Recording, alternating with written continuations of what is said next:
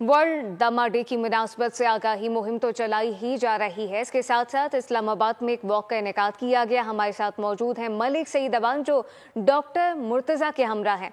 मलिक सईद अवान बताइएगा।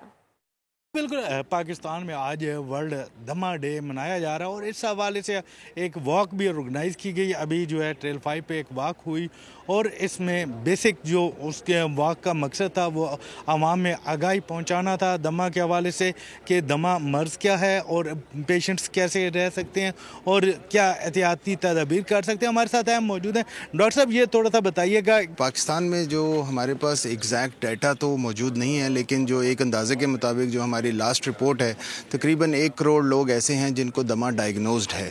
उसमें तकरीबन 1.5 करोड़ के करीब बच्चे हैं। ये भी रिपोर्ट तकरीबन कोई 3 साल पुरानी है, तो यकीनन हमारे पास इस वक्त पेशेंट इससे भी ज़्यादा है और ये वो लोग हैं जिनको दमा डायग्नोज्ड है। बहुत सारे पाकिस्तान में ऐसी पॉपुलेशन है और ख़ास तौर पे बच्चों में जो कि अनडायग्नोज्ड रहती है और वो बहुत लेट स्टेज पे फिर प्रेजेंट करते हैं जब इसका इलाज मुश्किल हो जाता है।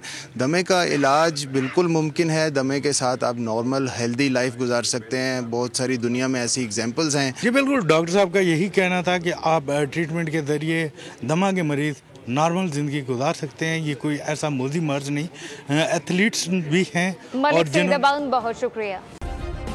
सब्सक्राइब करें और बेल दबाएं ताकि कोई खबर रह न जाए।